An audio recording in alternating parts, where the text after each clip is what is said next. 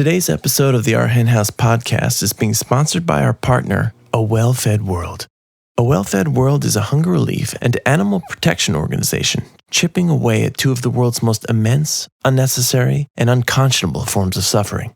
The suffering of people hungry from lack of food, and the suffering of animals used and abused for food.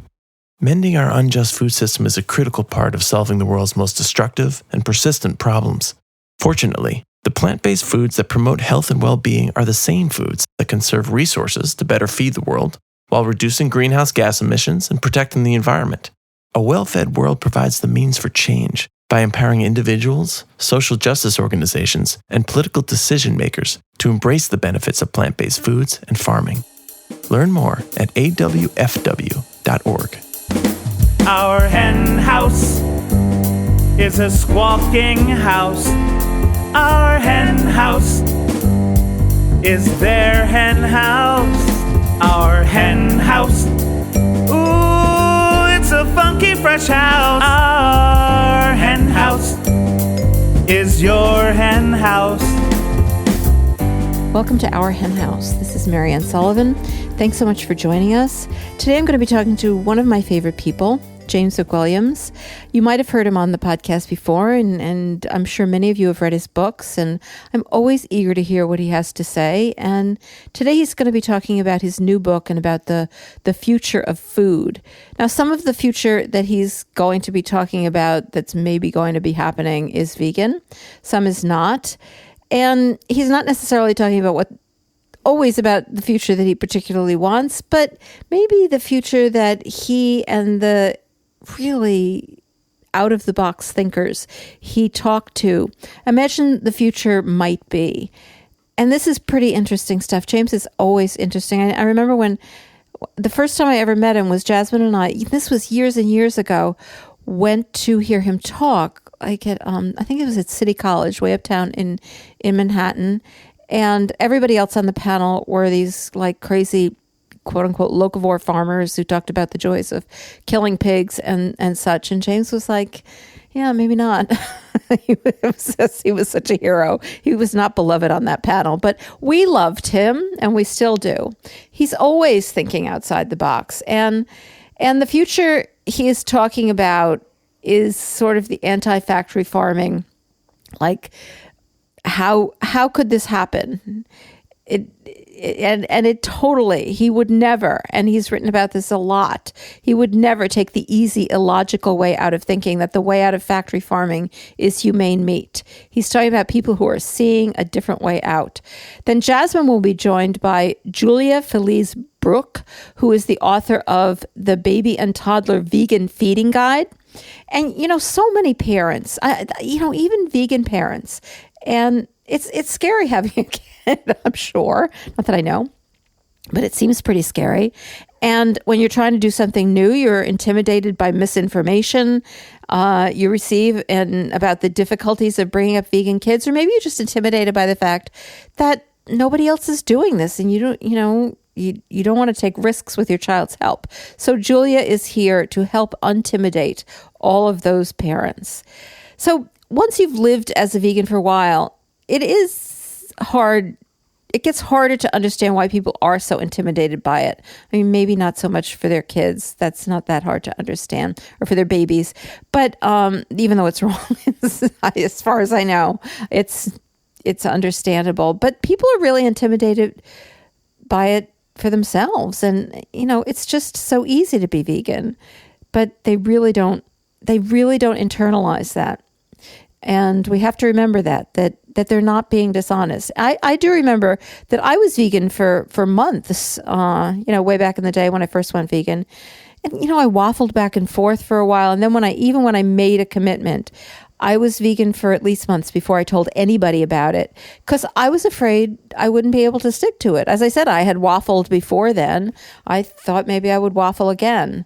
I have always struggled with weight. I have always struggled to control my eating in a way that kind of satisfied both my desires and all of my desires, both on how I wanted to look and how I wanted to eat. And I knew damn well that I definitely didn't always eat in accordance with how I thought I should eat, which what be the best, most proper way to eat. Food has always been an internal battleground for me, as it is for many people. And so when I was thinking about being vegan and making like a serious commitment about food, that seemed pretty dangerous to me. That was something that I had never really been able to do. It was always just a back and forth, as I said, battle. So I think that veganism for me ultimately got past that battleground because I actually internalized a belief structure. It wasn't just about, oh, you should do this. Oh, but I don't want to do that. It was all of me wanted to do it. There's a part of me that wants to be thin and fit. Maybe that's, not fat positive, but I'm not going to lie about it. There's a part of me that always wants that. And there's a part of me that wants to eat as much as I want. And they are both strong parts of me. So there's always been a struggle. There's a few more parts of me too. We all have these battlegrounds going on inside our head about who we really are. Or at least I think we all do. Maybe that's just me. But, so veganism, for me, as I said, I kind of internalized the belief structure. It became the same thing for me as not hurting animals. And I don't have a part of me struggling inside there that wants to hurt animals. That's just not in there. Every part of me really actually wants to not hurt animals. That's not a struggle that I have to go to. There's no voice inside me saying, oh, it would be really fun to harm an animal. So I think that's true of most people. It's certainly not true of everybody, but it's true of most people. And I think that's the goal of our activism, to get people to see veganism as literally the same thing as not hurting animals. And then the struggle just ends. Unfortunately, of course, it turns out that's what we all think in the beginning, that all we have to do is that, and then it'll be fine. But it turns out that that's really hard to do, to get people to understand that. And I think it's worth thinking about what in trying to deal with this. It's worth thinking about what I would be thinking if I were convinced that eating a steak is not the same thing as hurting an animal. I mean, I do believe that. It's just like, that's who I am. To eat a steak is to harm an animal. I don't have any leaps in there. It's the same thing. I mean, I do think that people know, we've come a long way. And I think that people do now know, a lot of people do anyway, that animals are hurt in animal agriculture. A lot of people know that there's substantial suffering. And they are probably starting to know that they don't have to participate in eating these animals. There are all these healthy vegans running around. It's pretty obvious it's okay to be vegan. We haven't gotten all the way there, but we're getting there. So I think the most important thought process supporting that idea that I can still, or I should still do this, or that eating this animal is not the same thing as hurting an animal, is that this is going to happen regardless of what I do. I think that's a really important, and there's validity to it. That's why it's so important. That I personally am not that important to this huge, huge industry, and regardless of whether I buy that steak, they're going to continue to kill cows. And to me, that's the most important message we need to try to convey to people, that it does matter what they do. The idea that the incredibly small, and it is incredibly small, contribution that they make to profits it matters. It's a tough message, but it's one that really is true, because not only does their few dollars matter, because the industry cares about every dollar they get. But that's a tough argument, but it is true. The industry advertises, so it will persuade people to use its products. So not using its products is exactly what the industry doesn't want. But the real way it matters is that they influence everyone around them. And that's what we all know, that when you're vegan, it's not just what you eat, it's that people see that this is possible. So the next thing a lot of people would think is, I don't want to put my money there. If we actually convince them that by eating factory farm products, products of this horrendous cruelty, they are influencing the industry to continue to do it. So what do you logically think? That if you are convinced of that, I don't want to put my money there. All right, I'm not going to put my money there. And I do want to influence the world in the right way vis-a-vis animals. So, the logical next step for people to take is to eat happy meat. They think, well, yeah, this is causing horrific suffering. I've seen the videos or I've heard about it, so I'm not going to contribute to that suffering. And if I had that choice when I went vegan, who knows what I would have chosen? That industry really had not developed or popularized itself at that point. It was all just a secret. So when people eat happy meat, I think, if I were doing it, I would be thinking, this is going to happen anyway, so I won't contribute to factory farming suffering. And maybe even more important, this way, by buying this happy meat, I'm supporting the people who do it right. And, that way, my actual purchase is going to move the industry in the right direction. And you know what? When people think that, it's perfectly logical. This isn't crazy thinking. The problem is it's based on, of course, on falsehoods. It is clear that people are starting to cop onto the idea that factory farming is bad. They still think, they really do think it's replaceable with something benign. This idea is utterly, utterly false. Utterly false. But it's not their thinking that's awry here. It's their facts. So this is just one more scam from an industry that has done nothing but perpetrate scams. And, this is just one example.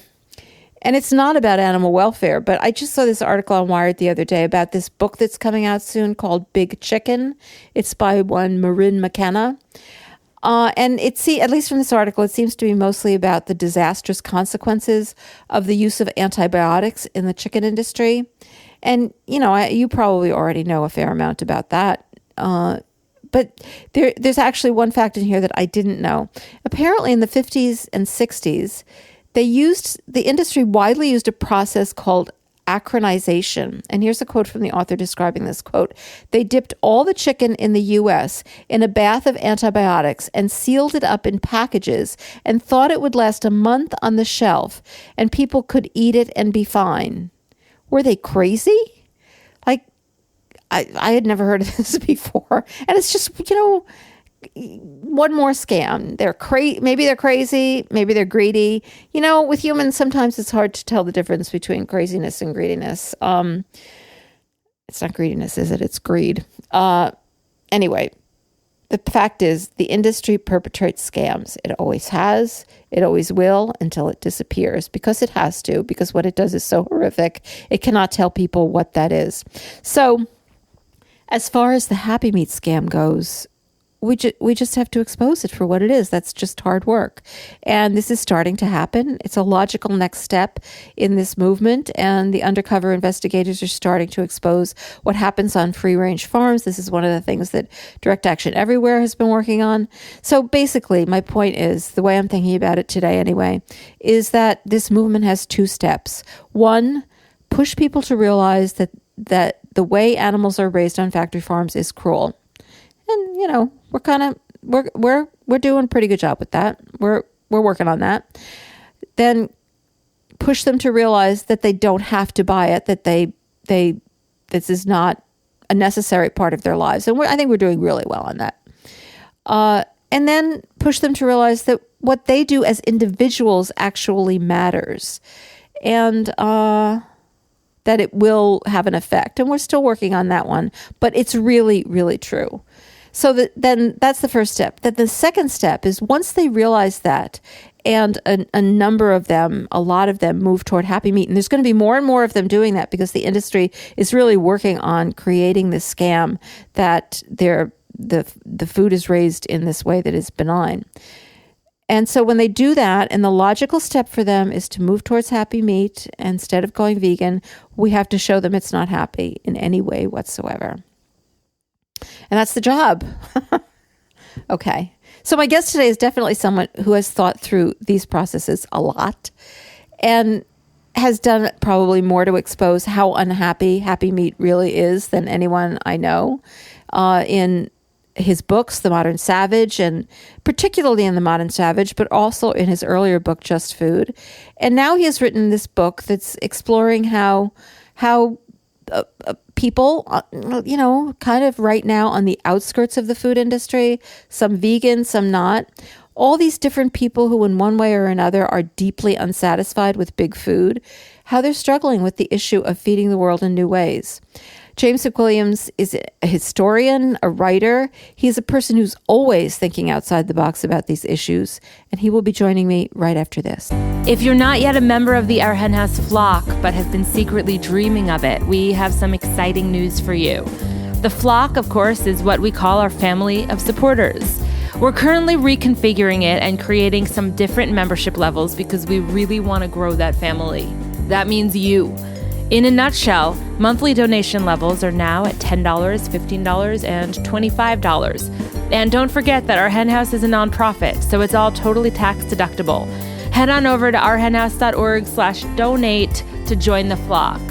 For $10 a month or a one-time yearly donation of $100, you get to be a part of the community on the Our Hen House Flock Facebook page, which has become such a vibrant place for people, including us, to share our worries, our concerns, and sometimes our successes in changing the world for animals. And at that level, you'll also receive access to some exclusive bonus content from our guests and the Our Hen House team. For $15 a month or a one-time yearly donation of $150, you also get that community of the flock page. You also get the exclusive bonus content, but you also get a very cool Our Hen House bumper sticker.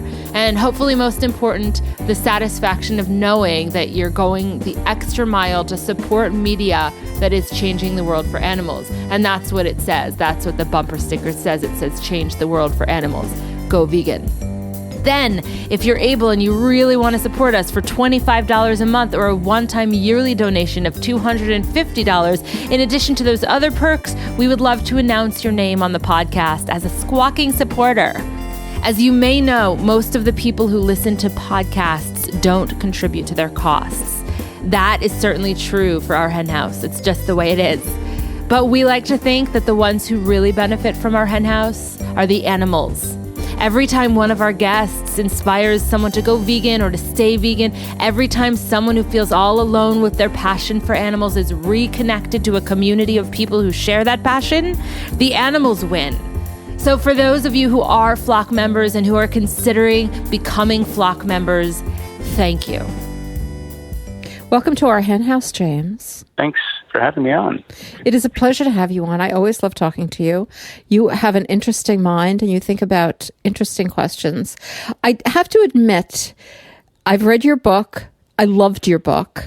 That's not an admission. That's just a statement. Oh, well, thank you. But the interview, as you can imagine, is a little bit of a minefield for me. And I'll just explain why a bit. As you know, Our Hen House I hate to use this expression, but I'm going to use it anyway. It's kind of a safe space for vegans. I know that expression has become really distasteful to many.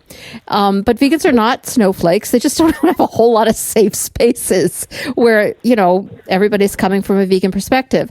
And this is really not a vegan book, though I know that you are coming from a vegan perspective. And I just have such respect for your book and for your work, and I love the book, and it's entertaining and interesting. I don't always agree with it, but I just think it's fascinating. You're coming from the point of view of somebody who wants to do the right thing by animals, but you're talking about all different ways to take the food system, and it's really different. I think what you're getting at is, in some ways, a question about how to read this book. And, I have been involved in vegan advocacy for many years, and most of my work has been an explicit argument in favor of veganism. And I think there are still very, very strong arguments in favor of veganism. This book really tried to do something different. I mean, in many ways, I didn't even have the vegan diet in mind when I wrote the book. And the intention was something very different, which was to just undergo this thought experiment.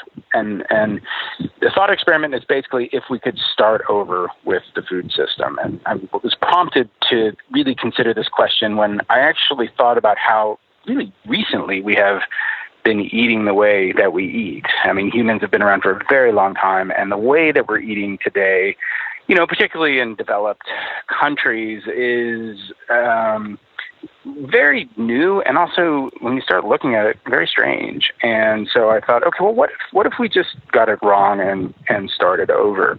And then once I sort of decided to begin with that thought experiment, I went out and I found people who were thinking very much on the periphery of the pre-existing food system. I sort of found the outliers.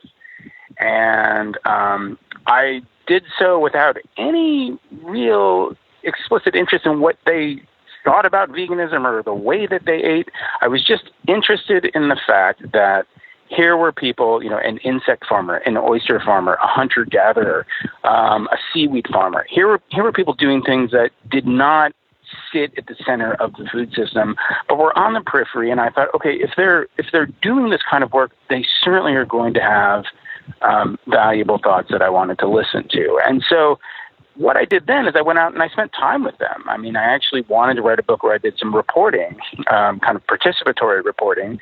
And then I just kept my mind open, my ears open, my eyes open, and, basically wrote these chapters, not so much advocating for any particular kind of diet, but just trying to get across the vision of these pretty remarkable and, I'd say very forward-thinking people.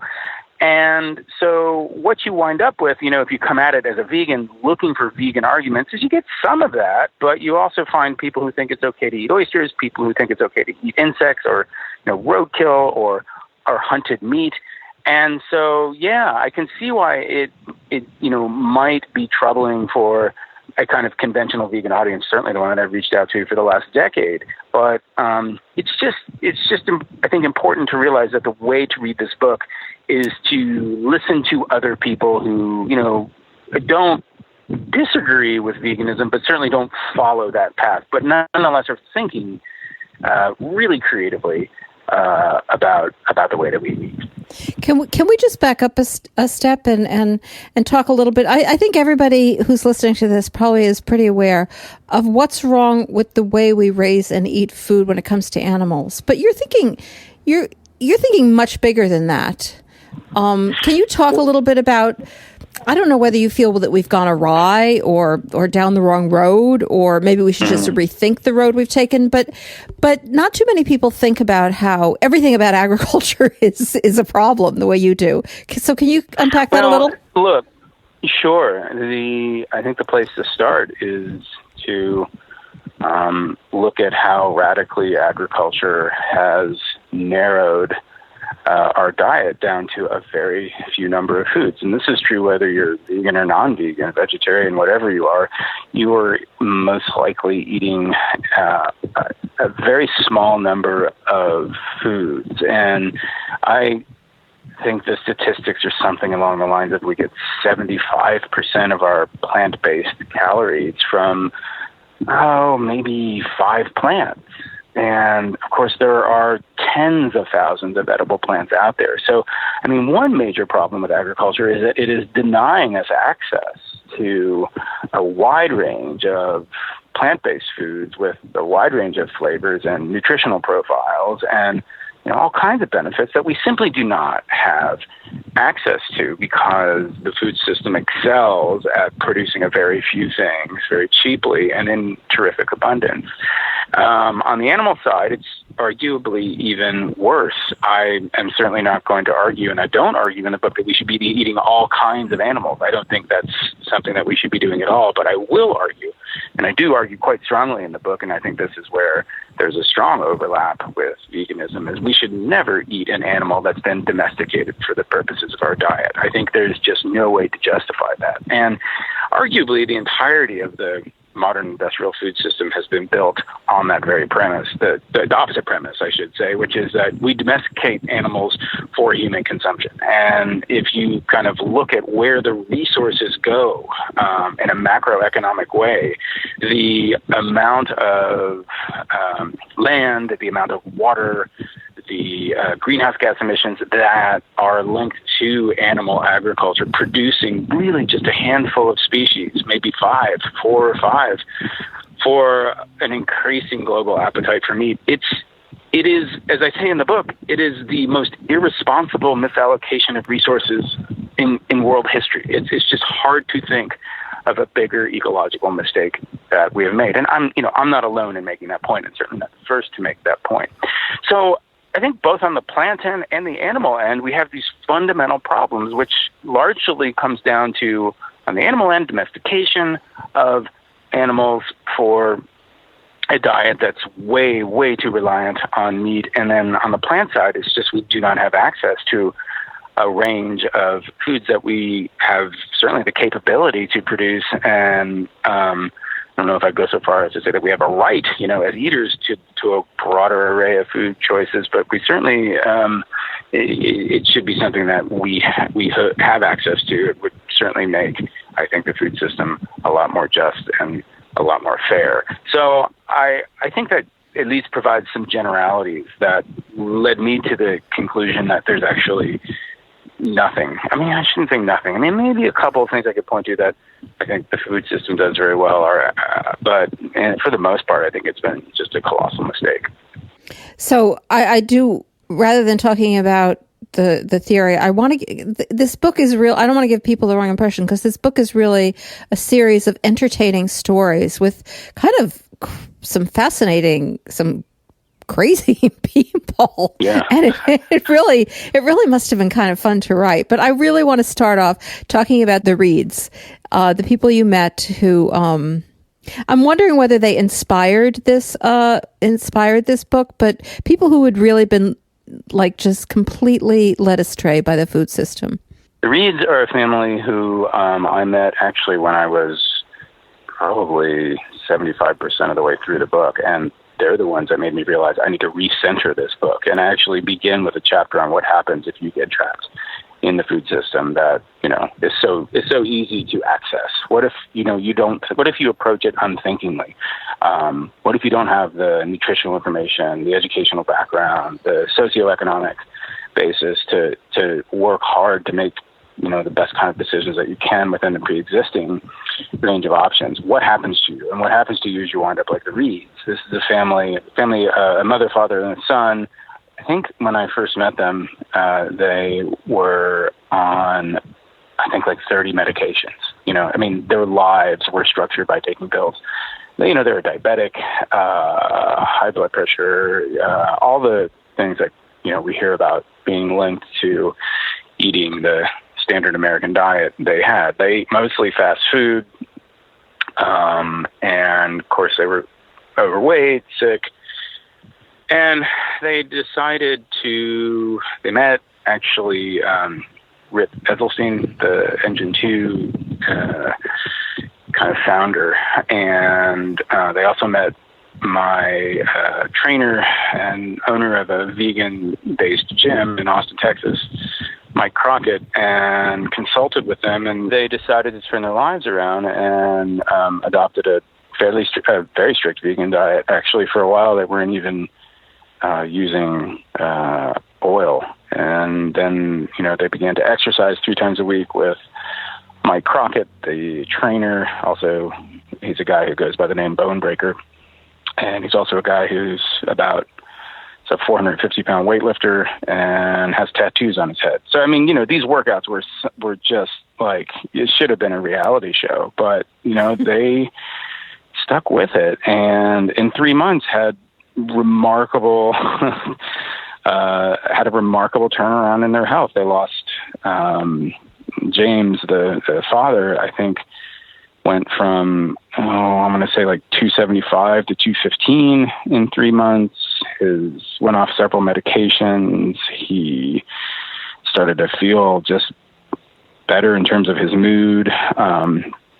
Becca, she was able to go off her, believe it or not, like, she didn't completely reverse her diabetes, but she came close. Like, her insulin was being reduced, her blood sugar dropped dramatically, close to normal levels. Her blood pressure also went down. Now, I mean, I don't want to suggest that they became, these models of fitness. They still are struggling because they began in such a dismal state. But it was a really kind of an encouraging and in many ways inspiring experience for me to not only just witness their dedication to reclaiming their lives by reclaiming their bodies, which have been trapped in this food system, but also it just was encouraging to me, and I really wanted it to be encouraging for readers to see that if you make the right kind of choices, which unfortunately requires a lot of information and a lot of guidance,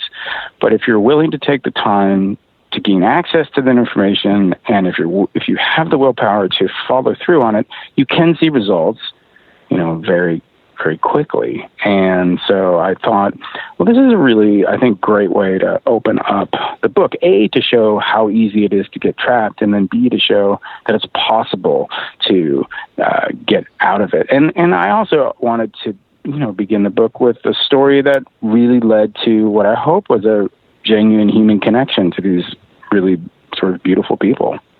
Yeah, well, it really did, and it was very moving, and it really did. It's so clearly set up like that there's some serious problem with our food system, because these people, they were committed, they worked hard. I mean, it's hard to imagine working out starting at the level where they were, and they did it, and it just disproves any possible implication that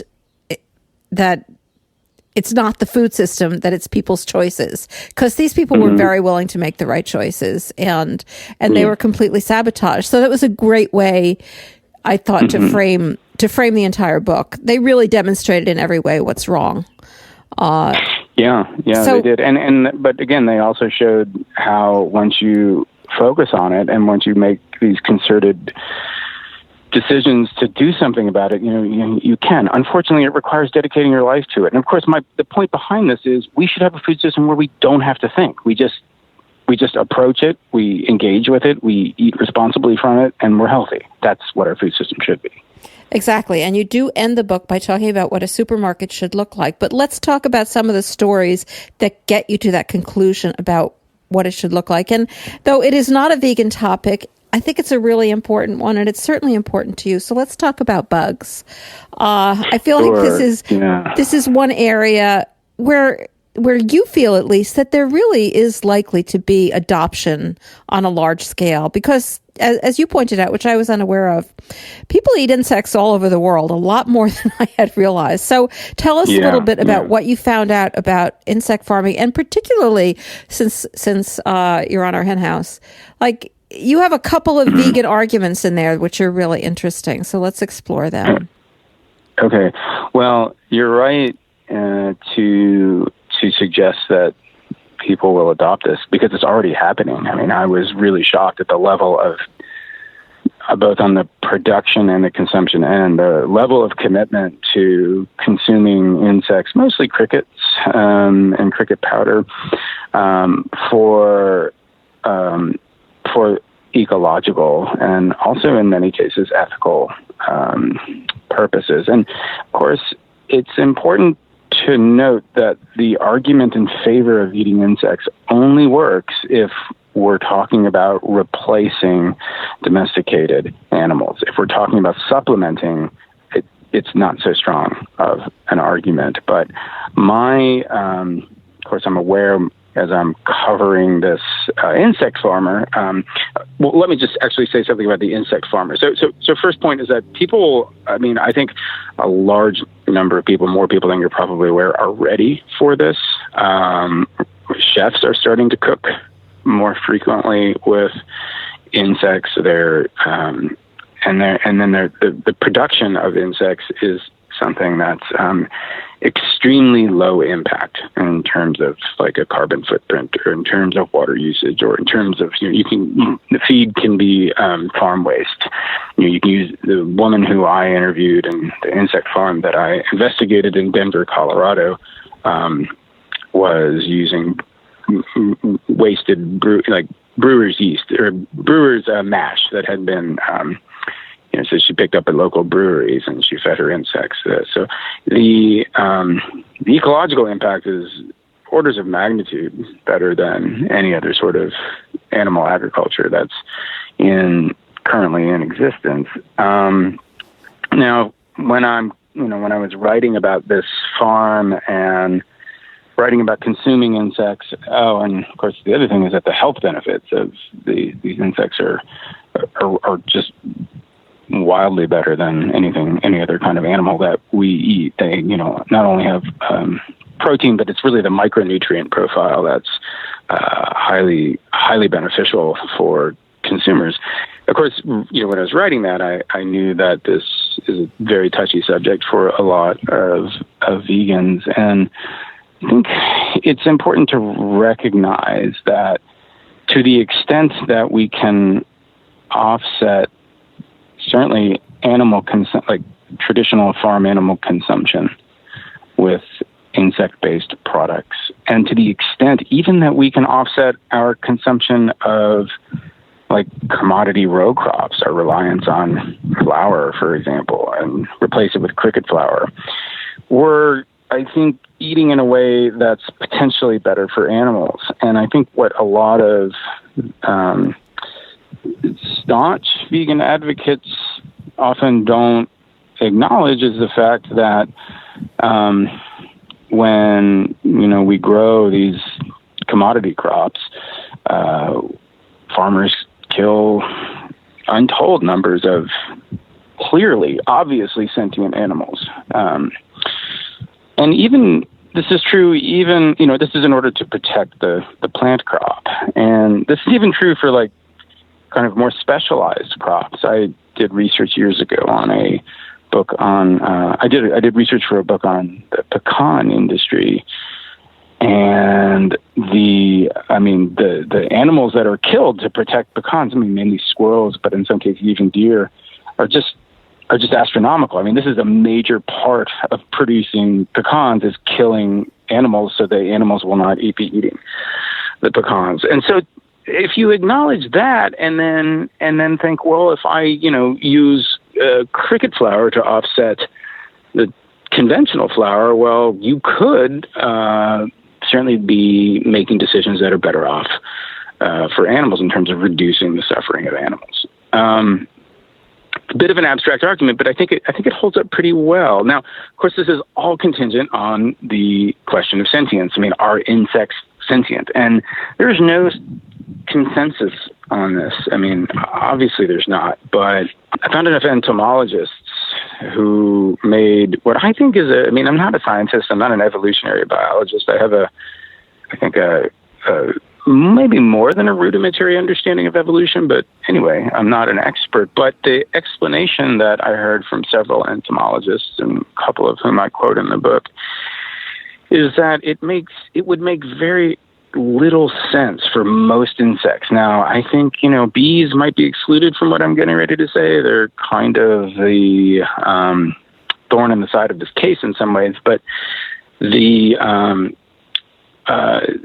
it would make very little sense for insects to develop a kind of full-on quality of sentience or a fully developed consciousness capable of understanding a sense of self over time, because they don't live very long. They live weeks rather than years. And the evolutionary argument is they protect themselves and they sustain the longevity of the species through remarkably efficient reproduction, and then they die. And so the notion that a consciousness would be needed to store memories, to protect themselves, to know what they can eat, to know where to go, where not to go, is undermined by this very short lifespan, or at least challenged by this very short lifespan. And so, have read a number of vegan arguments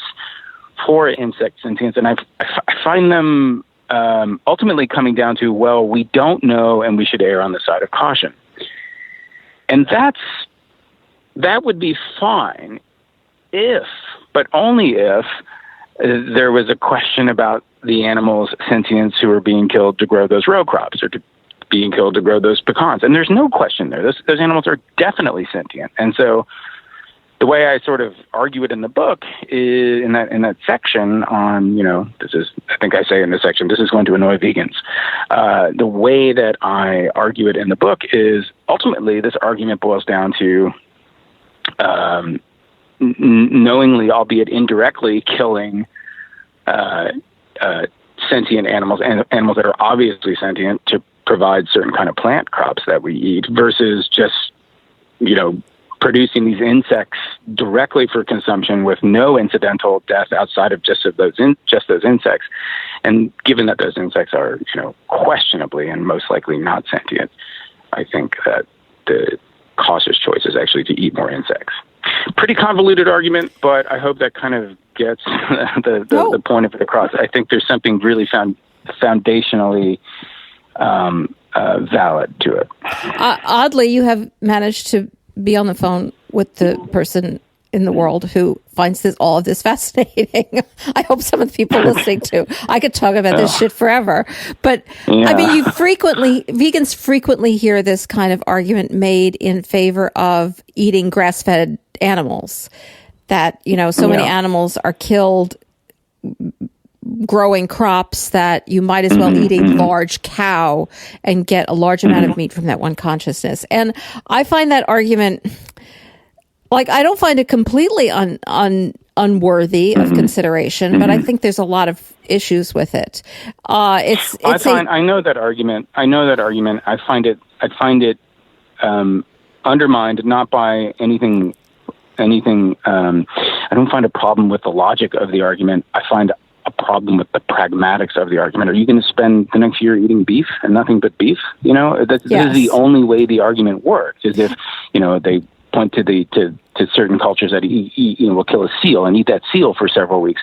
Well, that's not something we're going to do, and that's not something that we necessarily should be doing for our health. I mean, given that major argument in my book is one for a much greater biodiversity in our diet, this is, an argument that I wasn't going to promote. I am aware of it, but I just find it to me, that strikes me as an argument that philosophers make just to be philosophers and to be annoying. And it's frequently made by people who are eating factory-farmed animals who are eating row crops themselves. So it doesn't make any sense at all, though it is occasionally made by people who are actually talking about pasture-raised animals. So there's that argument that kind of gets in the way. And then there's the question, I don't want to go too far down this road because, as I said, I could talk about this for hours. But, whether there are ways, if we actually cared about animals, to avoid killing all those animals that we kill when we raise row crops. But so there are a lot of questions here, but I have to say there is a compelling argument here. It is a viscerally disturbing one for me. I don't want to eat. I like that bright line that veganism it never successfully draws it, but we try to draw it. But that doesn't mean that it's the right line just because it's bright. I think we have to. This is something I struggled with a bit in the book because I've been involved in these debates and these arguments for so long. I can see what's coming. Always, I can see what's coming. And of course, people can, I think, quite legitimately look at the argument that I make about insects and say, well, what about veganic agriculture? Well, okay, let's look at it. And I think it's still in an extremely experimental phase. I mean, agriculture, if we're going to actually rely on it to shape the diet of billions of people, on some level, it has to be scalable. It has to be something that you can scale up and something that can, feed a lot of people. I don't foresee a mass movement back to the land where we all grow our own food or, exist strictly in regional economies. And so the examples of veganic agriculture that I am familiar with work well enough on a very small scale. I think there's so much work to be done. Now, this isn't to say that it couldn't be done and won't be done and that we shouldn't focus on it. But again, one of the things that I struggled with in the book is writing about where we are now rather than rather than some projection, an aspirational projection of where we want to be. And I think the way to start thinking about getting to the point where this argument about the incidental killing of animals is less valid would be to look at the most technologically sophisticated approach to agriculture as it's manifested in indoor farms, which I write a little bit about in the book towards the end. And you're starting to see more of this. Whether we could ever reasonably grow a large quantity of, commercial row crops indoors is, it's hard for me to imagine that. And I don't think there's a lot of evidence to support that possibility. But, we are able to pioneer a lot of things that seem impossible. And so I don't in any way suggest that we shouldn't be focusing on that. But when I make the arguments that I make in my book about the incidental death of animals, I'm looking at agriculture as it currently exists. And I think that's a really often difficult distinction to allow, especially if, you are an ethical vegan. And, but again, the approach that I took in this book was not, and I didn't write this book to advocate for ethical veganism, although I think it's a great thing to advocate for. But this book was really just trying to listen to people working in the food system as it currently exists and trying to change it in ways that I think were sort of had a lot of foresight. So yeah, I mean, I'm more interested in the high tech solutions to that problem, and I think they could happen. One more point on this that highlights again how difficult it is to make meaningful steps in the direction of a form of agriculture that minimized incidental animal death. A venture capitalist was putting in funding into a company that was going to figure out how to grow, I think, corn indoors, which would lead to an enormous reduction in the incidental death of animals. And eventually the company, and I can't remember which one it was, returned a plan back to the venture capital firm and said, well, we're going to need, X number of years of funding. Here are the technological problems that we face. Are you ready to commit to them? And the answer was, no, it's too much. It's too big.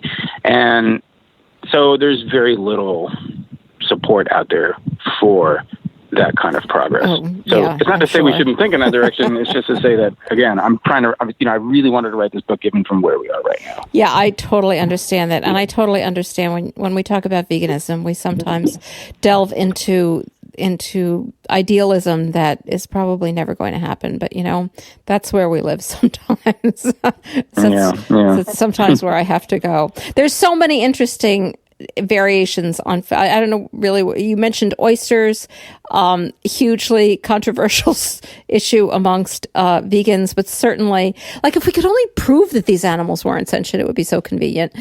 Seaweed is a fascinating story, and you interview this very eccentric seaweed guy, and I was really interested to find out that in spite of the fact that we don't really eat that much seaweed, and there seems to be a hell of a lot of seaweed. Every time I go in the ocean, there's a lot.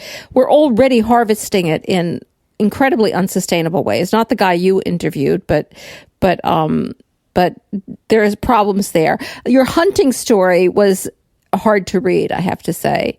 That was as gruesome as anything I've ever read. And I want to make clear to everybody that you didn't actually kill anyone yourself. Tell us a little bit about the emotional reality of that adventure.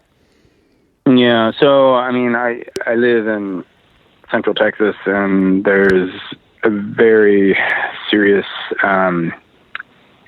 problem with feral hogs, and I think a lot of urbanites don't appreciate how feral hogs can destroy not even just an agricultural landscape, but a kind of quote unquote natural landscape. And I found a guy who owns a really beautiful piece of property along the Pedernales River in Central Texas, and he wanted to be anonymous in the book, so I can't say who it is, but he was a wealthy high-tech guy, which we have a lot of in Austin, and he also happened to be a wealthy high-tech guy with an ecological conscience, and he bought a very large piece of property that was for sale to be developed commercially. It was going to be turned into strip malls along this, gorgeous river in central Texas. And he bought it and restored the grasses. He helped the native trees that were there recover. He cleared out the mesquite. He cleared out the cedar, the sort of invasives. And he gradually, over time, he found a bat cave on the property and created these flight lines to help the bats find the cave, and trimming the trees and this kind of thing. He dedicated a good decade of his life towards restoring this land and making it a sort of viable replication of what that land, should look like with minimal human intervention. And then the feral hogs started to destroy a lot of the work that he was doing. Now, I still have grave ethical reservations about hunting, but I also thought, seeing the issue from this guy's perspective, it might be worth going and seeing what a hunt was like. So I got him to invite me on a hunt, and I mean, the first thing I'll say is that it was violent, more violent than I had anticipated. I know that maybe sounds a little naive. I don't, I've never fired well, that's not true. I have fired a gun once, but not hunting. And I mean, not in any sort of insidious way either. I was at a firing range. But the fact is, I didn't grow up with guns. I didn't grow up hunting. And so I'd never seen an animal shot. And so it was very distressing to see that happen, especially when the animal that he shot was a lactating sow. And so I, didn't enjoy myself at all. And I kind of, as you might have noticed in that chapter, I don't really come down in favor of hunting either. I chose to just write about that as I saw it and leave the reader to draw his or her own conclusion on that one. And I think my hope is that there's a strong element to my presentation that turns a lot of people away from an advocacy of hunting as a way to supplement our diet. Now, that said, the person that I was profiling does not eat not just factory farmed meat. He doesn't eat any meat from a domesticated animal. The only meat he eats is the meat that he hunts. I'm not praising him for that, but I'm saying that it's certainly a hell of a lot better than supporting industrial agriculture or any kind of agriculture that domesticates animals for food. So I just laid it out there that way, and I imagine different readers are going to reach different conclusions. What was particularly, I think, I should say sort of a supplement to the suffering that I saw with it. I almost watched a dog die as well. I don't know if you're able to get to that part, but the person that I hunted with, they hunt with dogs, and the dogs sort of corner the hog, and then but they get right on the hog, and so the hunter has to shoot the animal without shooting the dog. And when the hunt was over and the dogs got in the back of the truck, one of them was really in bad shape, just panting faster than I've ever seen an animal pant. And when we got back to the ranch, and my friend opened the back of the truck, the dog just fell out and just plopped on the cement, and it looked like he was dying. And they thought he had been shot. They had to take out a hose and hose him down, and he just kept breathing heavier and heavier. And I thought, this dog is going to die. And so did the guy that I was with. And then another ranch hand came out and said, well, I think you shot the dog, and they couldn't find a bullet hole. And then the ranch hand said, oh, I think he got bit by a rattlesnake. He's going to die. And I thought, Jesus, here I just witnessed this lactating sow get killed, and now I'm about to watch this dog, die. The dog didn't die. The dog recovered. The dog was fine. But it was a distressing experience, and it was a distressing chapter to write. Yeah, I felt it really came through, and the angst you felt really came through, and I did not feel it advocated for hunting at all, which was a good thing. But I guess maybe you're right that people will take it. People can take it in different ways. I mean, it's just the reality, and there are tough questions. Well, look, there's in Texas, and I'm sure not just Texas and elsewhere, all over the country, there are people, and as you know better than I do, who are going to look you in the eye and say, I will never give up eating meat. Like, that is not going to happen. Like, their whole sense of being a human being is like intimately wrapped up with the act of eating meat. Assuming they ever get to the question, which most of them don't even ever ask the question. Sure, no, most people don't. But my experience in giving talks in places that are very meat centric, there are people who do listen to the argument and look at you and say, don't do that. I'm going to eat meat. And I guess my hope is that there's an implication in that chapter that, look, if you are one of these people, I want you to know that the person that I'm profiling here is like you, and that he's not going to give up meat. But he is making a decision about what meat he's going to eat, and it has nothing to do with humane agriculture. It has nothing to do with industrial agriculture. It has nothing to do with an animal that is raised to feed him. He's going out and he's hunting and he's eating the food that he hunts. I'm not advocating for that, but I'm saying it sure is a hell of a lot better than the alternative. And I would hope that somebody who says, I'm never going to eat meat, might consider that. Because the other thing is that you'd end up eating a lot less. And this indeed was true for the subject that I profiled. He went from eating probably 250 pounds of meat a year to eating more like 50 pounds of meat a year, and was healthier as a result. And so, again, there's a number of ways to draw conclusions in that chapter. Hugely important question for us all to wrestle with. And some of the, just as a teaser, I'm going to mention other ways that you struggled with this was with roadkill and with dumpster diving. But I just really want to, before we go, I just want to ask you why. I mean, the big push for regarding that argument within the animal protection movement, I would say, is cultured meat. But you're pretty negative on it. Why are you negative on it? I find that it contradicts the entire notion of what meat is for the people who eat it. I think the beneficiaries of cultured meat would be people who currently do not eat meat. It would be great for vegans and vegetarians because they would be able to expand the flavors exposed to their palate. I have never met a meat eater who would entertain and be excited about the idea of eating quote unquote fake meat. Now, that is granted an opinion rather than something that I can back up with a whole lot of consumer-based surveys.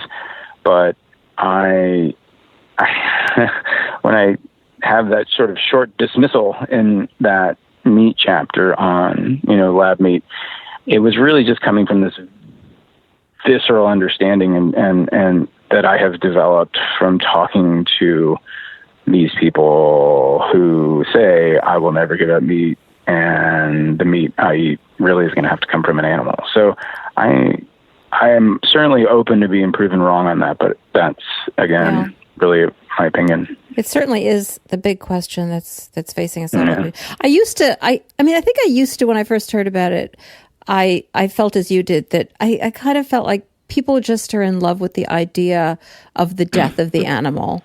There's something visceral and actually important about that. I've kind of I've come to the conclusion that most people just eat anything, like literally anything. So I'm not sure I agree with that anymore. And I think there is a great deal of hope in it.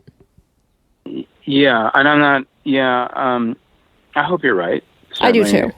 There is, but I think the bigger issue at work, and I think this is actually true without people even realizing it, is, as consumers of food, we are we are deeply attracted to the idea of authenticity. And of course, we could spend a whole show talking about that, but the question of authenticity is central to this rejection of lab meat. And I think that's just a burden that anybody who tries to market this stuff is going to realize is very, very, very, very high. Well, let's hope you're wrong and I'm right. I'd be all for that. Yeah. I mean, I don't think that vegetarians and vegans are really going to want to eat it. So if it's going to have a market, it's going to have it among the meat eaters. Anyway, that's not what your book is about. You just mentioned it, and I want to talk about it because it's important. Yeah, sure. But your book is about all these other, like, crazy ideas about food that other people are not having, and lots of plants in your book. It's not all about animals, though we're ending with this couple of those stories. And I had it, and it's just a fun book. It must have been fun to write because you really get to know these people who are doing these really different things around food. It's true. I really ended up developing a huge amount of respect and admiration for these people. They were all eccentric, like in the best possible way. And they were so generous with their time and so open with what they were doing. And, again, with the exception of the hunter, all of them were just who wanted to remain, anonymous. All of them just were like open books. They're like, please look at everything that we're doing. We're really proud of it. And we think it has a future, and we think it's going to help the human diet. And so there was just all this really positive energy behind what people were doing. And there were so many good intentions. And it wasn't, I guess, I spent so much time writing about like the sustainable food movement, and I just found a lot of selfishness there. Like I found just people who wanted to get like, oh, I want the $8 peach, I've got to get it. Yeah. And what I saw with these people was actually, I want to revolutionize the production of whatever, seaweed or, insects, so that the world is a better place. I know that sounds cliche, but these people really believed it. And so it was just terrific working with people who had so much optimism and concern beyond their own palate. Yeah, that really comes through. And I really hear you about the sustainable food movement, and it's so personally indulgent and it's really tedious. I use the dumpster diving chapter as a way to kind of smack them down a little bit. And so these dumpster divers are actually taking the most honest and really like beautifully simplistic approach to eating. Like they're reducing eating to its essence in a really powerful way that the food movement like wishes it could do, but it can't escape its elitism. And so that was fun to do. Yeah, it sounded like fun, and I'm a little tempted. I'm very cheap. I don't know whether you know that, but I was very tempted by that, and that was the part that took place in New York too. Well, anyway, we have gone on I've kept you for a long time. This is really interesting. I recommend the book to everybody. Like, you're not going to agree with everything. Well, you don't even agree with everything that said it. Like with doing everything that's talked about, but it's so important to think in new ways about food, and it really makes you do that. So thanks so much for writing it. Oh, well, thank you for the opportunity to talk about it. This episode is brought to you through the generosity of Dr. Bronner's. Dr. Bronner's is a family business committed to making socially and environmentally responsible products of the highest quality and dedicating profits to help make a better world. Dr. Bronner's donates over $500,000 every year to support animal rights organizations and causes. More information about Dr. Bronner's and their vegan fair trade products can be found at drbronner.com. And by the way, I love Dr. Bronner, and it's all I use, and I love what they stand for. Thanks, Dr. Bronner's.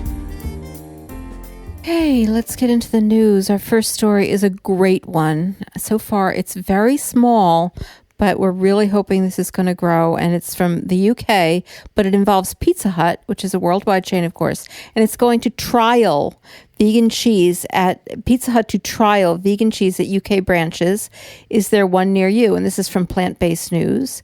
And Yeah, well, that's basically the story. Vegan cheese at Pizza Hut. Can you imagine how big that will be if it catches on? I just hope that this is a success and that every vegan in the UK goes to these stores and buys this pizza, so they will spread it to worldwide stores. So exciting. It's a cheese made by Violife. I'm not familiar with it at all. And it's at 5 locations in Bluewater, Canterbury, Chatham, Crawley, and Thanet. So if you're in the UK, get down there, buy that stuff. Our next story is from California, and this is about the California puppy mill ban. It's from the New York Times. California puppy mill ban would also cover kittens and bunnies.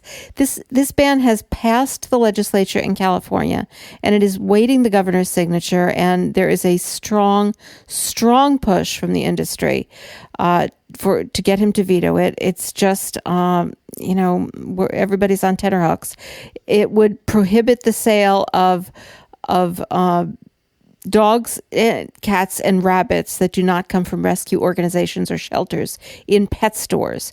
It would not prevent private breeders from selling their dogs and cats and rabbits. And as I said, the pet industry is just up in arms. This is really a big deal for them. If sale, even though people will still be able to get animals from puppy mills, it's not going to stop the business completely, and they will be able to get animals from breeders. This is huge if California bans it completely. So let's keep our fingers crossed. That would be a huge step. Our next story is from the National Institutes of Health, and this is a great story. NIH awards $15 million to support development of 3D human tissue models. This is really the way of the future. These chips are engineered to model disease and test drug efficacy, and they are much, much better at doing that than animal models. It's not cruel, which is a good enough reason in and of itself, but they also work much better. And apparently then 60% of drugs fail in human clinical trials. So that's obviously after they've gone through animal models, 60% of them. So animal models, it's just been established beyond any question that they don't work well. And so great to see this amount of money going into these chips, which are definitely the way of the future. Our final story is from Smart News. Scientists confirm that cats, A, are pretty smart, B, don't really care what you want. I think that we already knew that, but scientists have now confirmed it. And the story it's from the Smithsonian. It's written by somebody from the Smithsonian. It was picked up from the Smithsonian, and it's just pointing out that how everybody always says that dogs are smarter than cats. Well, apparently the only reason anybody thinks that is because there's no research done on cats. And the reason there's no research done on cats is because cats won't do what you tell them to do. And so they're hard to do research on. Now, I suppose that some of this research could be non-invasive, could be, but probably cats have probably figured out that having research done on them is probably a really bad thing, and probably a lot of these animals who have research done on them don't end well. So I think that in and of itself proves how smart cats are. I'm not going to say they're smarter than dogs, because Rose would be very, very annoyed. But this article definitely takes the position that it is. This is how it concludes. For now, we don't have any clear answers about whether cats are dogs or dogs are smarter, or even how meaningful of a distinction that would be, let alone which is quote unquote better, though it's obviously cats. And that really does make a good point, that sentence. Like, what does this even mean to say that dogs are smarter than cats or cats are smarter than dogs? It just shows that people are stupider than either of them. And that's it for this week's news. Please like us. Check us out on social media and follow, do whatever you need to do to keep us on your radar. On Facebook, Twitter, and Instagram, we are at Our Hen House, all one word. Also, you can find us online at ourhenhouse.org. And if you want to get in touch with us, or if you have any questions, or if you have any quandaries that you want us to consider addressing on the air, you can email us at info@ourhenhouse.org. Greetings, everybody. This is Jasmine Singer, and I couldn't be more excited about today's show. Before I get into my interview with the charming and smart Julia Feliz, I wanted to let you know that on October 22nd, the Our Hen House crew is going to be performing in a play. And we're recording it in front of a live studio audience. It is a vegan-themed play called Sanctuary by John Yunker. And we will be doing this as part of the Compassion, Arts, and Culture and Animals Festival, which will be held at Symphony Space in New York City on October 22nd in the evening. And if you go to compassionartsfestival.com, you'll be able to get tickets for that. But we're recording it for the Our Hen House podcast, so you will be able to tune in the future, but I think it'll be super, super, super exciting to be there in person. And as we talked about already, the Compassion, Arts, and Culture and Animals Foundation are collaborating at this event, which is really going to highlight the way the arts and animal rights intersect. And this is something that we're very passionate about at our hen house, so I couldn't be more thrilled about it. I'm really excited to be performing John Yunker's play, Sanctuary. I'm so excited to be joined by Our Hen House colleagues to be performing in this. So it's a staged reading, so we'll have our scripts in front of us, but it's going to be fantastic. So I hope you can join us. Again, go to compassionartsfestival.com. It's on October 22nd at Symphony Space. Oh my gosh, I'm so psyched about going back to New York City for that weekend. So I hope to see some familiar faces there. I hope to see some unfamiliar faces there. Today, I'm going to be talking with Julia Feliz, and I just want to point out that whether or not you're a parent, which I'm not, you're really going to love this interview because the energy she brings to her activism is so far beyond anything that has to do with parenting. And of course, it does also have to do with parenting because she is not only the founder of Sanctuary Publishers, but she is also the author of the Baby and Toddler Feeding Guide. But just bear with me. Regardless of whether you have a baby or a toddler, check out my interview with Julia because I think you'll be able to gain a lot of insight into what it takes to be an effective advocate. And I just loved talking to her so much. So here's my interview with Julia Feliz. Welcome to our hen house, Julia. Hi, thank you so much. I'm so excited to talk to you. It's funny. I was just chatting with you before we hit record and I was like, where are you located? And I was all expecting Delaware and you're like, Switzerland. I didn't expect that. Yeah, it surprises a lot of people, but yes. I'm in the middle of nowhere, somewhere called Sion. It's actually really pretty, but the nearest, I would say, well, I'm about 2 hours away from Geneva, and from Basel, I would say about 2.5 hours, I think. My town is really pretty. There's 2 hills, and there's 2 castles on top of each, or a castle on top of each hill, so it's really cool. I was born and raised in Puerto Rico, and then I moved to Florida when I was 13, and I lived there with my mom until 23, and then at 23, I moved to Ireland. And then 5 years later, we moved to Switzerland. And when I say we, is my husband, my now husband, who asked me to move with him when I was 23 to Europe because he's German and his visa had run out. And we were crazy in love. And that's how the story goes. Yeah, and then you move across the world and you wind up in a place where there's two castles and 2 hills and you're 8 hours from the nearest drugstore. I feel you. That's cool. So you guys had some little babies together, is that right? Yes, we have a 1-year-old, Adrian, and Sebastian's 3. I bet you're on cute overload all the time and occasionally, I don't know. If it was me, there would be tears. I'd be like, help, I just need help. No, I'm on coffee overload. Seriously. Yeah. Well, it's especially hard because we don't have any friends or family near us. So we're always on, full on. So it's it's pretty rough, but yeah, it's worth it, especially when you get hugs and kisses and they do really funny, ridiculous things. And of course you're vegan, so that's one of the reasons we're having you on today. Now tell me about your book, The Baby and Toddler Feeding Guide, and why you wrote it. It started off sort of as a personal thing that I just felt that I needed to do. My background is in science, and I was harassed after the birth of my firstborn by a doctor who, as soon as she found out that we were vegan, she started harassing us and bullying us. And it got to the point where I wasn't even sure I was going to leave the hospital with my baby. Yeah, it was awful. And it was a traumatizing time, a traumatizing year after that, dealing with what happened, because it went more than that.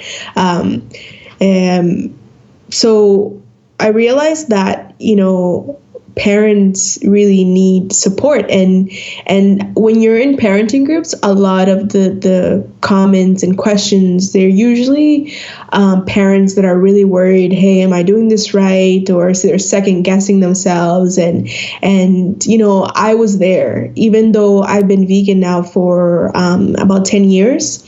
And I was so sure of myself. This whole situation that I experienced, being harassed, made me suddenly doubt myself and everything that I was doing, even though in the back of my mind, I was like, no, I've been doing this. I'm sure of this. I hadn't been questioned at all. My family was completely fine with it. My friends were fine with, with us having vegan children or raising our children vegan, But I also had completely healthy vegan pregnancies. And in my search, I found that, there is a lot of really good information out there, but it's overwhelming because you go online and then you see so many different viewpoints, so many different, answers to one simple question, and it can be so overwhelming. And I thought, my background is in science. I can read research papers. I can do this, and I'm going to do this for parents out there, so they can feel supported. But they can also have a resource that they can quote from should they ever need it. So many people, I'm very moved. So many people contact us from all over the world. Even in the last week, for some reason, we've been hearing from people in a lot of different countries who listen to our Hen House and like to kind of be like, hey, I'm out here and I'm listening, and that's awesome. For you to be in the way you're describing where you are, I mean, I don't mean to be like some city snob or something. It's easy to be vegan anywhere. That's because I lived in New York City for most of my life and recently moved to Northern California. So do you feel like it's true? Do you feel like it is easy to be vegan anywhere? Or do you think that being in like rural Switzerland, for example, has maybe a few more barriers than, say, Santa Cruz? Veganism, I think, is pretty easy anywhere. I think the hard part is other people. I think that's what makes it difficult. I can buy fruit, vegetables, nuts, seeds, everything that I need. They even have, when we first moved here, they had nothing, but now they have vegan cheese in the regular supermarket. They have, even here where I live in middle of random nowhere. And our health food store is small, but it's well stocked. And for me, it's just the people. The people are the hardest part. And yeah. So, yeah, and I'm usually the first vegan everybody meets. Yeah, it can make things really awkward and really difficult. I find that not only our movement, but in general, people are so quick to just believe anything online, and it's so dangerous, and it's leading to these cases that we hear all the time about the vegan parents who killed their kid, or the child is malnutrition. And that same story is what the doctor that harassed me and bullied us during the birth of my son was what she used as a basis to be able to do so. So evidence-based means following, information that is actually based on reliable data, reliable research that's been established. It doesn't mean following or believing anything and everything anybody says. So it's important in that, for example, the latest story was from Belgium, and the parents, I'm not sure why, but they decided to feed their baby, I think it was almond milk or oat milk, which is not acceptable for infants because, they're growing, they need a lot of energy, calories. And it sounds to me that it was a bit of a fear mongering because of formula. And it's these situations where people are so afraid to give their children something that even though the evidence says that it's completely safe, that to me leads to a lot of these situations where children end up, either dead or hurt. And with my guide, part of it as well was to try to help parents out there have the right information and know how to find the information, know how to weed out the pseudoscience and people who just want to make money from you, from actual information. Because to me, it's like, it doesn't make any sense. If something has been so studied, why is it suddenly toxic or evil, or researchers are trying to kill you when this one thing has been used forever and it's safe? I mean, I think that's I really appreciate that. And we recently had a couple kids and parents on discussing veganism and exactly what you're talking about, like the misinformation and how we need to break that down. And as I talked with them about, this is still it's still such a growing subset of veganism, because as more and more people are going vegan, obviously more and more kids veganism, way more than before. So in a way, it's like the first generation. It's not really, because there have been other generations of vegans, but for the most part, it is. And so can you just give me like a few, like maybe 3 very basic takeaways that, somebody who's listening to this would find valuable regarding baby and toddler vegan feeding, and what some very obvious go-to tips would be? Homemade milks and plant-based milks are a no-go for babies that are under 12 months. You absolutely either have to do breast milk or formula. Also, once they hit 12 months, a lot of parents tend to get pressure from their doctors. Oh, and by the way, I'm not anti-doctor. It's just this one horrible person that I encountered. So a lot of parents, once their kids hit 12 months, they'll have doctors pushing, the milk. And even before that, some doctors will say, oh, well, it's time for dairy products such as, yogurt and also meat and stuff.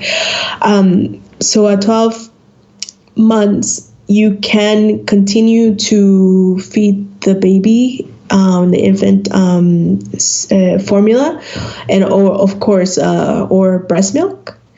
But you can also start with soy milk. And a lot of people have questions about this where they're unsure what the best plant milk is. And the best plant milk, because it is the highest in nutrients and the highest in energy, is full fat fortified soy milk.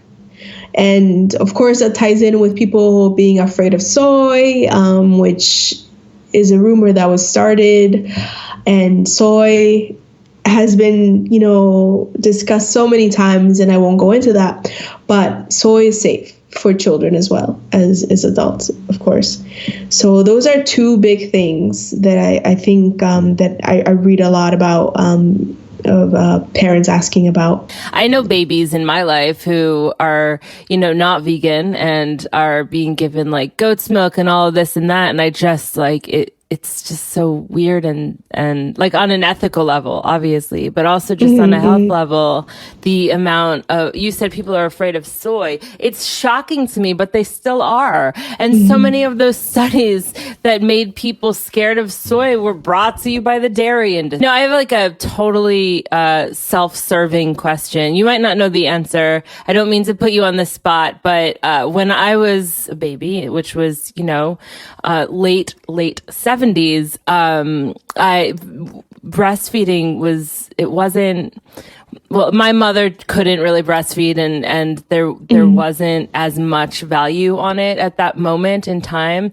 Do you think that there's like long-term bad effects? No, not at all. I mean, there's a study that I quote in the guide that they found that development is normal, and a lot of studies are focused on breastfeeding, but the studies that are available, actually there was one that's being released this year that's a long-term, large-scale study, and I will update the book eventually and we'll add it. But no, so far all the information points to normal development. I'm not going to get like a third head or something. I just said a third head, as if I have a second head. Okay. Well, I just interviewed this girl. I was telling you about it before we started recording. At the time that you and I are recording this, it hasn't aired yet. But Genesis Butler, who's this amazing 10-year-old.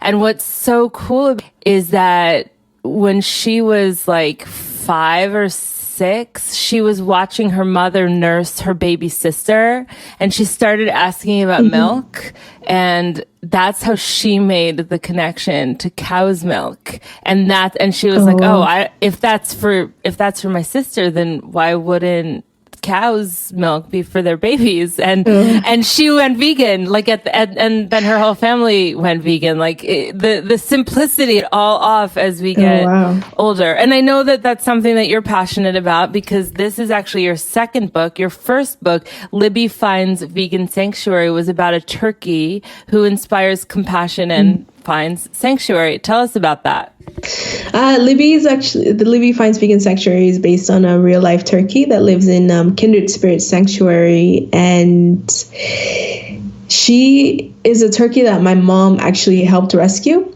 She helped convince some people that she knew that were randomly keeping Libby tied up in their backyard, waiting for the holidays.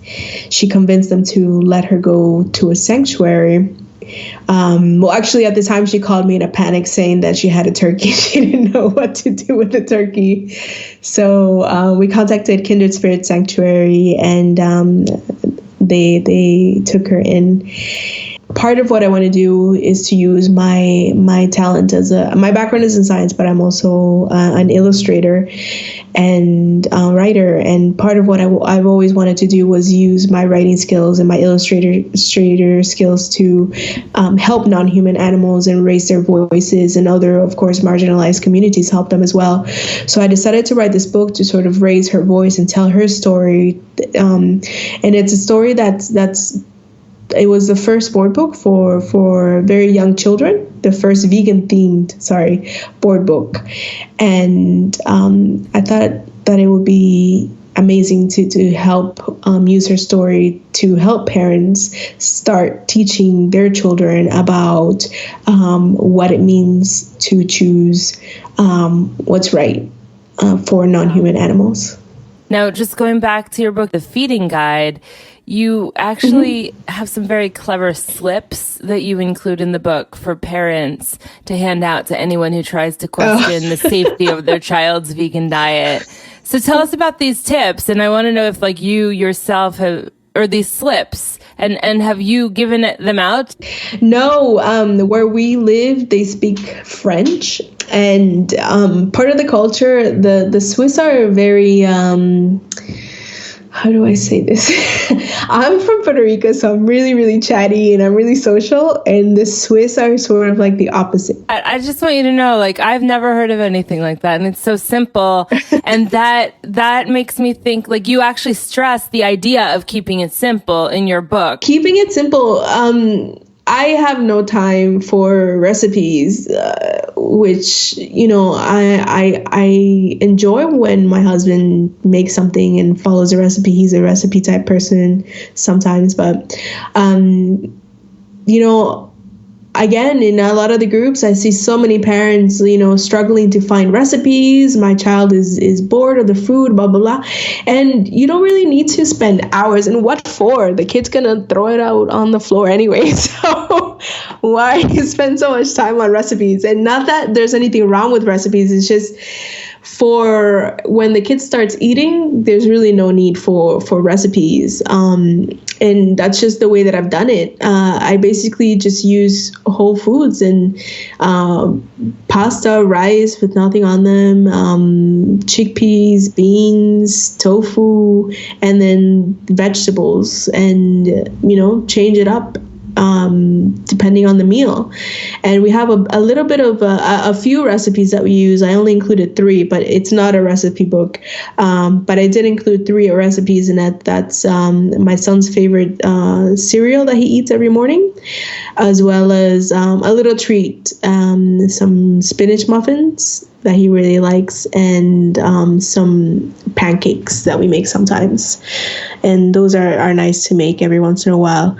But, we don't have friends or family, and just time is short. My baby's still getting up in the middle of the night, and just time is literally short. So my motto is keep it simple. Yeah.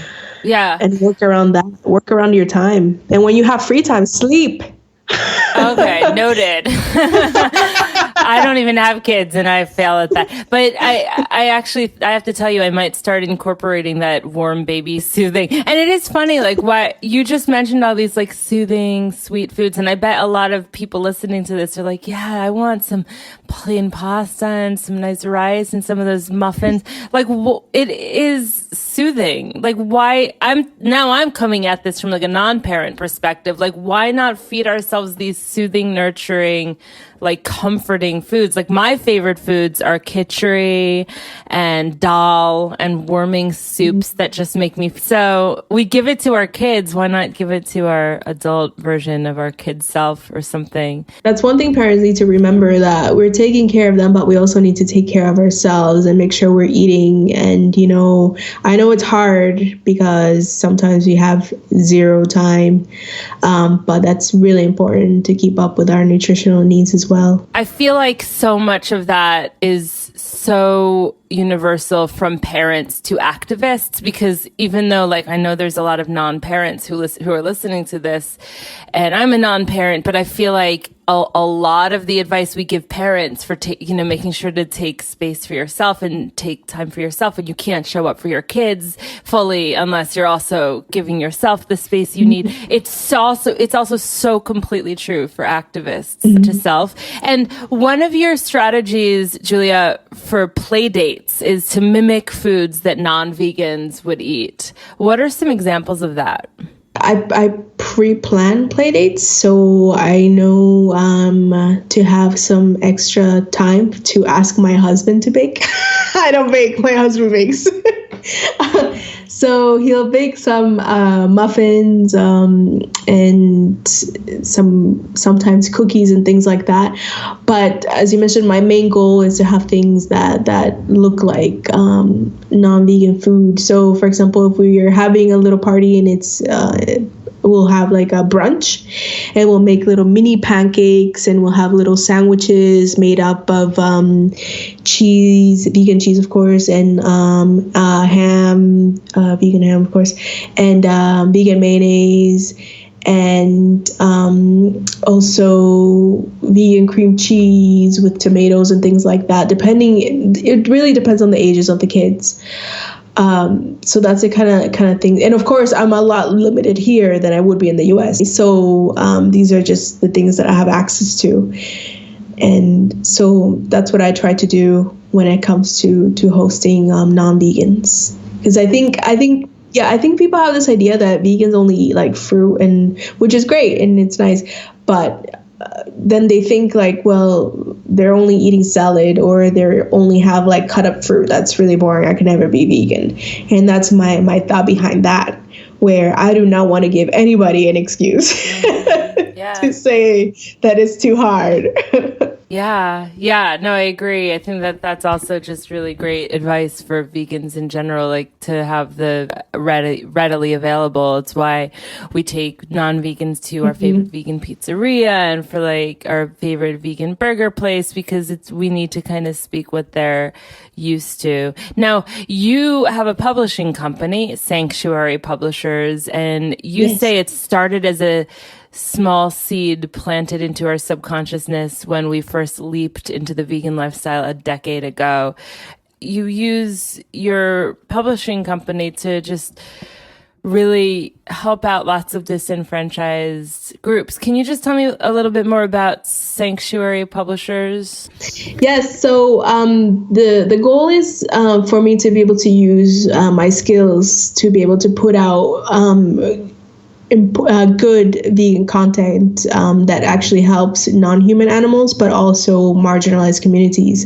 So, for example, the Baby and Toddler Vegan Feeding Guide, a portion of the sales goes towards Chilies on Wheels. Do you know about them? Oh, yeah. We've had Michelle on our hen house before. But, first, it was a while ago, it's on Wheels, in case they haven't heard that episode. Yeah, so Michelle Carrera, she founded Chilies on Wheels, and their goal is to help feed people in need and non-humans with vegan food, which is really, really cool. They also have like toiletries and things that they may need. And so because it's a feeding guide, I thought that the feeding guide could support feeding other people and non-humans. So that's why I chose to support her work with my book. And the next book that we're working on is a Vegans of Color community project, and it's sort of a way to raise the voices of vegans of color and talk about our experiences as vegans, and talk about how vegans really need to embrace this stance against all oppression if we're going to spread veganism to other communities, including people of color. And that's the goal of the next book. And that book will support a pro-intersectional project. So another book that we're working on will help support a sanctuary, but more information will come on that eventually. Yeah, I'm working on about 3 other books, which I'm really excited about, and I'm really excited to let everybody know what they are. The website for Sanctuary Publishers is conveniently sanctuarypublishers.com. And the book that we were mainly talking about today is Baby and Toddler Vegan Feeding Guide, which is available on Amazon. Yeah, you can find me on Facebook under my name, either Julia Feliz, Feliz, or Julia Feliz Brueck, Brueck. And Sanctuary Publishers is also on Facebook, so you can find us there as well. And my artist website is juliafeliz.com. I so appreciate you, Julia, for everything that you're doing. I hope that we can, have a Skype coffee sometime soon. Take care and keep us posted on all of your efforts. I will. Thank you so much. That was Julia Feliz, and I am Jasmine Singer. You can learn more about my book, Always Too Much and Never Enough, wherever books are sold, or by going to jasminesinger.com. No E on Jasmine. Find me on social media. Just look for my name. On Twitter, it's Jasmine_Singer. On Instagram, it's Jasmine Singer Author. And on Facebook, just look for my name. My book, Always Too Much and Never Enough, which was published last year, is also a audiobook. And so if you're more into audio things, and chances are if you're listening to this podcast, that's you, then definitely go to Audible and download my book. I narrate it, so that was fun. And I'm excited about talking to you next week. So until then, I'm handing it back to Mariann. Did you know you can dedicate a podcast episode to someone you love? For $200, you can not only honor a loved one, human or non, but at the same time support Our Hen House's efforts to change the world for animals. And as a bonus, we'll throw in a 1-year flock membership. Our Hen House is a 501c3 nonprofit, and we rely on contributions to support our efforts to change the world for animals. We've been on the air every single week without missing one since January 2010. For more information on how to dedicate an episode or just to throw us some cash, visit ourhenhouse.org/donate. Anxieties are rising. Are they ever rising this week? My first article that I'm going to talk about is from The Atlantic, which is an unusual source. But it's this interview that they do. They're doing this series of interviews with people who run trade magazines for some reason or other. And so they interviewed Lisa Keefe, who runs Meeting Place, my favorite website and trade publication that I often get rising anxiety stories from. And the name of this story in The Atlantic is How the Meat Industry Thinks About Non-Meat Eaters. That's not exactly what the story is about. And it's interesting because it covers a kind of wide range of topics. And it's interesting. They thought that would be the provocative title. And as I said, she talks about a bunch of things. And among the things that the article addresses or the interview addresses, what worries meat processors most at the moment, how the industry thinks about the animal welfare movement, and also about a bunch of machinery. And so as you can see, it covers a wide variety of issues. So I'm only going to comment on a few of the things that she had to say. First of all, when she's talking about what's trendy, and she's not talking about what's negative, just what's trendy. And she says, what's on the rise is, this isn't even rising anxieties. I was just kind of excited to hear about it. What's on the rise is portion control. People don't want 64-ounce steaks. They want smaller portions. And along with that, quote, meat is becoming an ingredient in a dish instead of being at the center of the plate. So I don't know why her anxieties aren't rising about that, because they should be, because it means that it's kind of her way of accounting for the fact that they're selling less meat, I think, because she doesn't want to say that there are more people who aren't eating meat. And, perhaps she's right, but people are eating a hell of a lot less of it for a bunch of reasons. And, the fact that they are eating less of it is just, even if they're not going vegan, it's just really, really important steps in the right direction. So we've got to be happy about that. But the real part is that I want to talk about is what she has to say about the animal welfare movement and about how the industry responds to it. And she's trying to explain why the industry doesn't respond to it. And she says, you still have an industry that says we don't have to communicate to anybody because we haven't done that in 250 years.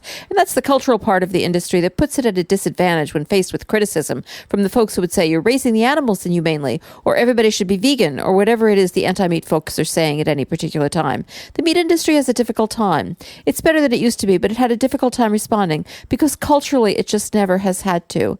Well, do we really think that the reason that the meat industry doesn't respond, when undercover investigations are released with video showing how animals are tortured and how they live in utter misery, that the reason the industry doesn't respond is because culturally they're not big talkers?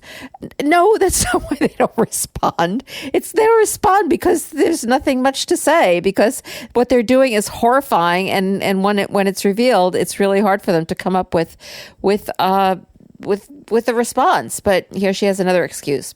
And the other thing is that people in the industry know the science. They're in the barns with the birds or with the animals.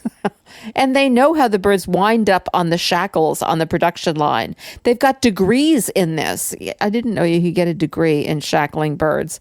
Anyway, I digress. They've got degrees in this, and they know what the meat science is, and they know what antibiotics are for and why they're used. So a lot of people in the industry wonder why they have to defend themselves when people who do not know as much as they do about the science of meat processing are telling them they're wrong. Boy, this is classic stuff, isn't it? Like, we're the experts. We know everything.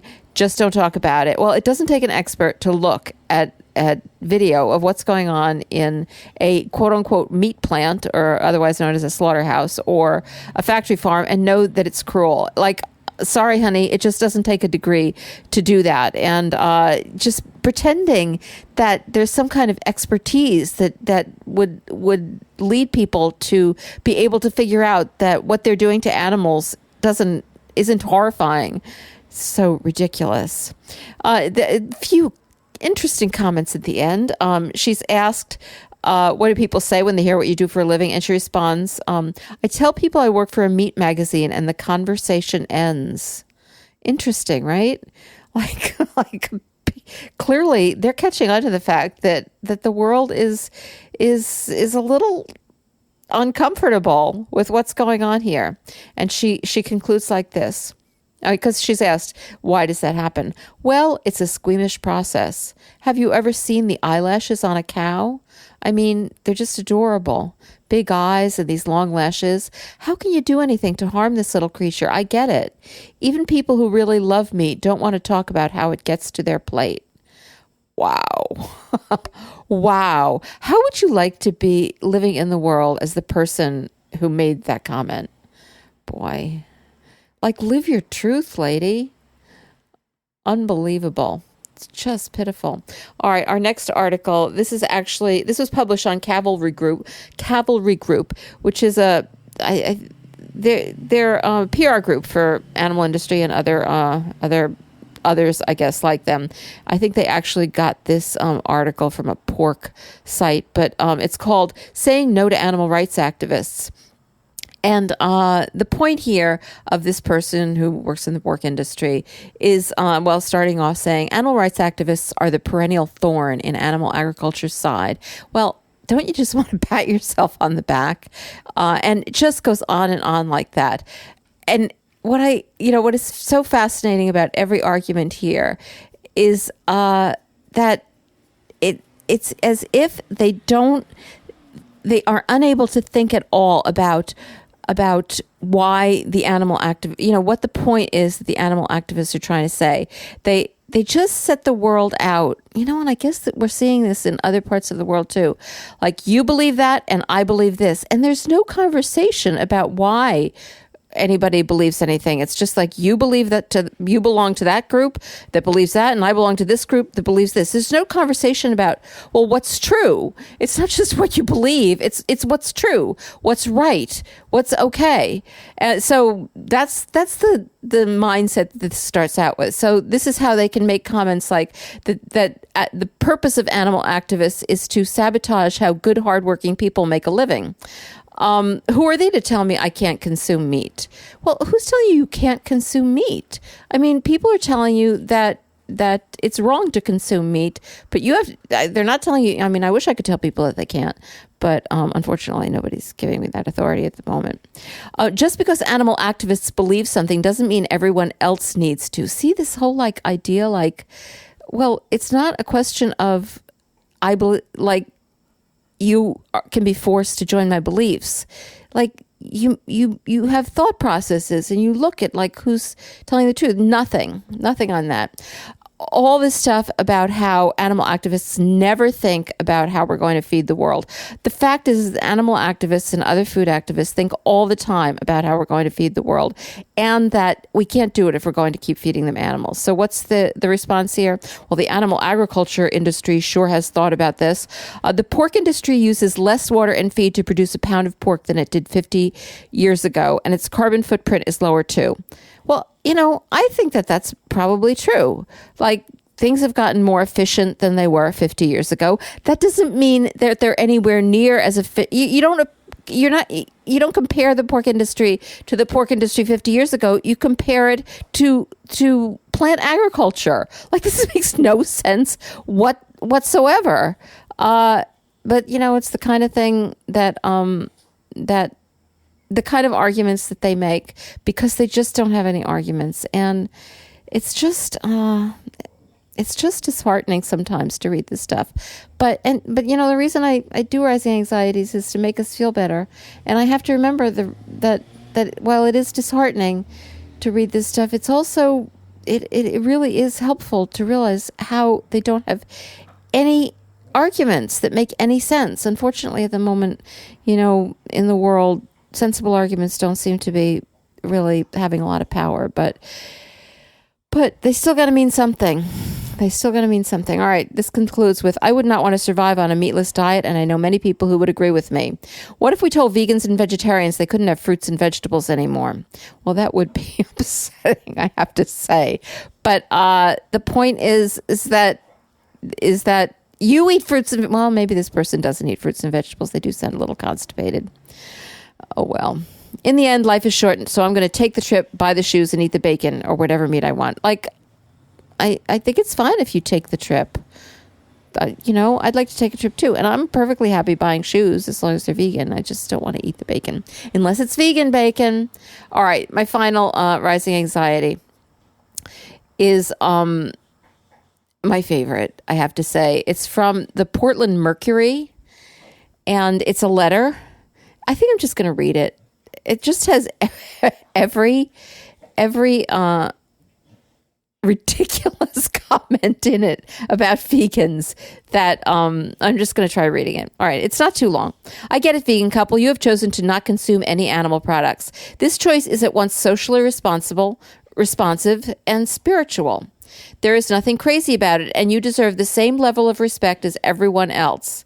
Well, all right, I'm not going to just read it. I'm going to put in a comment. Well, like if your choices are socially responsive and spiritual, don't you deserve more respect than at least somebody? All right.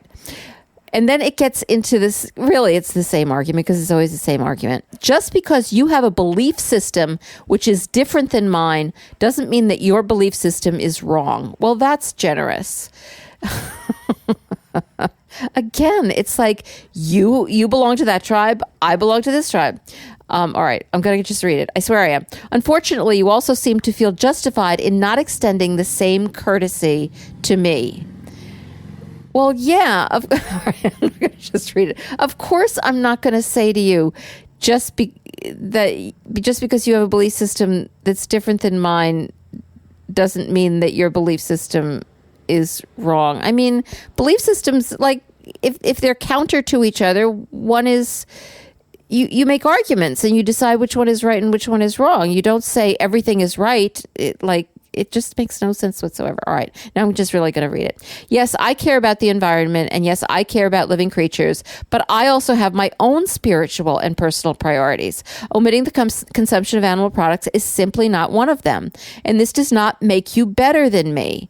I am sorry that you feel that it is okay to receive and accept my attention, care, respect, and courtesy, and then respond by proselytizing and accusing me of causing pain to others because I am eating a chicken sandwich. You can have your pistachio cake and eat it too.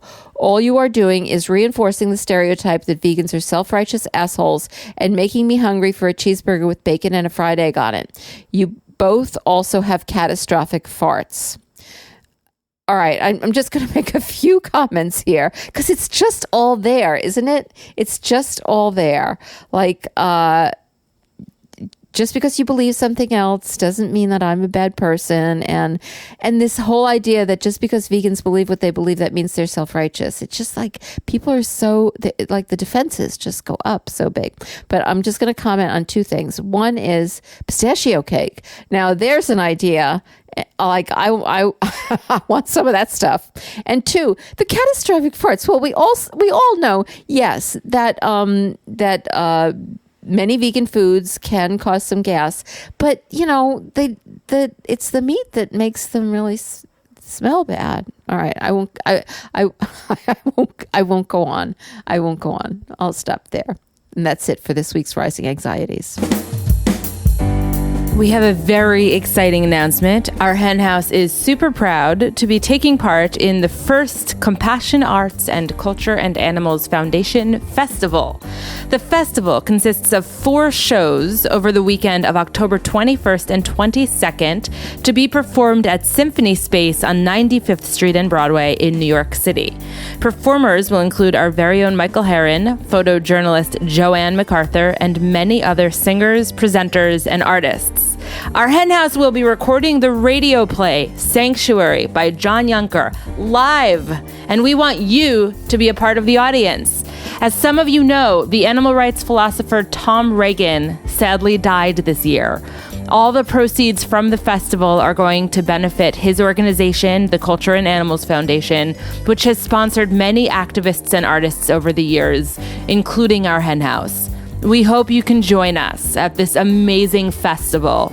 To check out the shows and buy your tickets, visit CompassionArtsFestival.com. See you there. I really hope you enjoyed this week's show. If you did, please support it. You can leave a good review on iTunes, like us on Facebook, follow us on Twitter or Instagram. If you shop on Amazon, you can use Amazon Smile using our hen house as your favorite charity. Best of all, please consider help supporting us financially by joining our flock at ourhenhouse.org/donate. And if you are one of our listeners who already support us, we're incredibly grateful. Thank you to Michael Herron and John Frusciante for their work in producing this podcast. And we'll be back next week with a brand new show, as we are every week. So don't forget to subscribe in iTunes or your favorite podcatcher. And in the meantime, keep doing whatever it is that you do to change the world for animals, because you are all that they've got.